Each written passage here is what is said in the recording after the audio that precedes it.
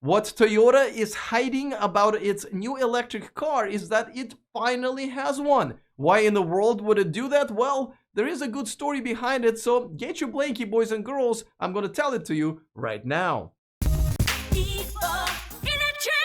Welcome to E4 Electric. Don't forget to click on that subscribe button and the bell notification icon so you don't miss anything moving forward. When most brands unveil their very first electric car, usually they go all out and make a big deal out of it. I mean, it's like having your first child, which in some ways, if you think about it, it is. They're fun to make, but hard to deliver. And in some cases, pushing one out does take a lot of labor.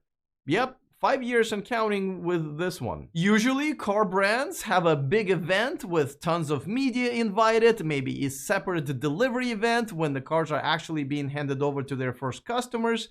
But Toyota is not one of those brands. So a lot of people are not even aware that not only Toyota is once again making all-electric cars, they're actually arriving at the dealerships next month. They did showcase the bZ4X, which I can only assume was a baby name Elon Musk and Grimes have rejected, during the LA Auto Show, but did not make a big deal out of it. I mean, look at all those people gathered around it when I was there. As you can see, it is very much a Toyota looking crossover with average specs and even less inspiring features. It will start at $42,000 but will lose its full federal tax credit here in the United States almost immediately, as the 1-year phase out for Toyota is just a few Prius Prime sales away. The forward wheel drive version will have 252 EPA rated miles over range, and the all-wheel drive version will have 228. Pretty standard nowadays. It will have not only no frunk, but also no glove compartment. So you won't have any place to store your gun if you're in Texas, gluten-free weed brownie if you're in California, and your driving gloves if you are in the 1930s. Another weird thing is that the battery charge indicator will only display miles remaining rather than percentage like nearly every other EV. Now, that's actually not a bad idea if the mileage wouldn't be wrong most of the time, which it almost always is because the number depends on too many factors for the system to accurately project it. It also will not offer plug-in charge feature because, well, I'm assuming most Toyota buyers don't even know it's a thing. The forward-wheel drive version can DC fast charge at up to 150 kilowatts, which is just as average as anything else about this EV, but the all-wheel drive version has a max charging rate of only 100 kilowatts. What does the powertrain configuration have to do with the charging speed? No, I'm asking you, what does the powertrain configuration have to do with the charging speed? I would ask the Toyota's PR department, but they haven't contacted pretty much any of us, the electric car journalists and bloggers. Toyota claims that this marvel of technology can add an 80% charge to the battery in just under 1 hour. Oh, well, that's enough time to go to the bathroom, have a sandwich, and walk all the way to the nearest Hyundai dealership to purchase an Ioniq 5 that can charge like 3 times faster for around the same starting price. Oh, and the level 2 charging is limited to 6.6 kilowatts, which I think was outdated even when the RAV4 EV was still being produced. Now, you may get excited to know that the bZ4X will come with 1 year of free fast charging, but only until you find out that it's not with Electrify America, but with EVgo, which has been growing and increasing its speeds, but at this point is just not good enough for the modern EVs,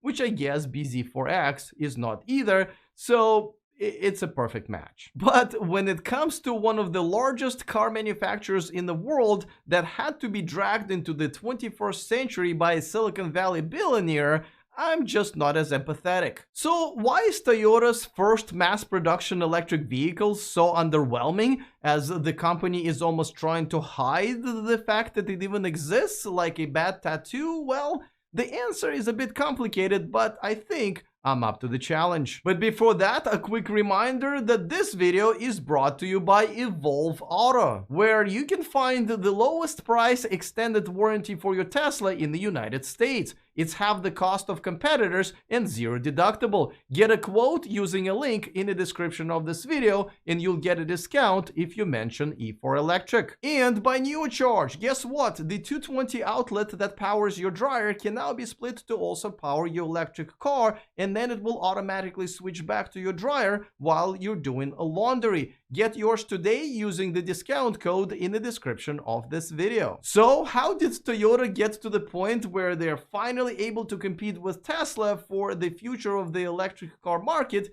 but don't really want to? For years, Toyota has refused to acknowledge that the future of the automotive industry is electric. As a matter of fact, as recently as last year, Toyota has lobbied the United States Congress to slow down the US adoption of electric cars and spread misinformation about electric cars in the media. Why? Well, because they have been so good at selling hybrids, they really didn't want to move to electric technology, at which, as you can now see, they aren't that good. It's kind of like why I keep making videos on YouTube and not TikTok. Now, the weird part is that Toyota has actually started ahead of everyone. They produced their very first all-electric vehicle, RAV4 EV, back in 1997. Same year, Toyota Prius went on sale, which, due to Toyota's marketing, even till this day is considered an electric car by many people, which it absolutely is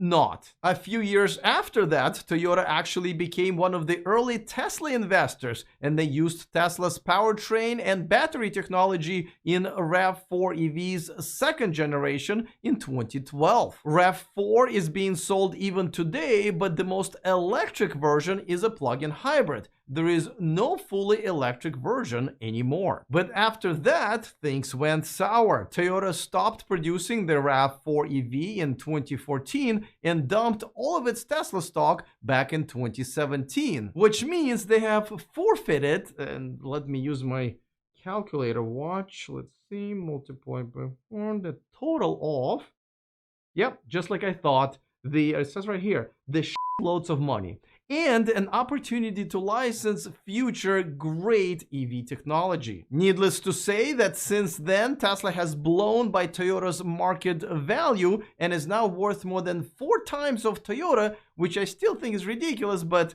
I don't make the rules. So to answer the question why Toyota is not really celebrating the birth of their firstborn, well, because it's an ugly baby and it looks nothing like its daddy who conceived it, Elon Musk. But you know what? At the end of the day, I'm still glad it's another option for the consumers, and no matter what, Toyota will absolutely sell every single one that they will make. Now, for the audience participation part of this video, let me know if you would consider the bZ4X as your next electric car. All right, looking forward to all of your comments. Other than that, see you guys next time, and remember to stay charged.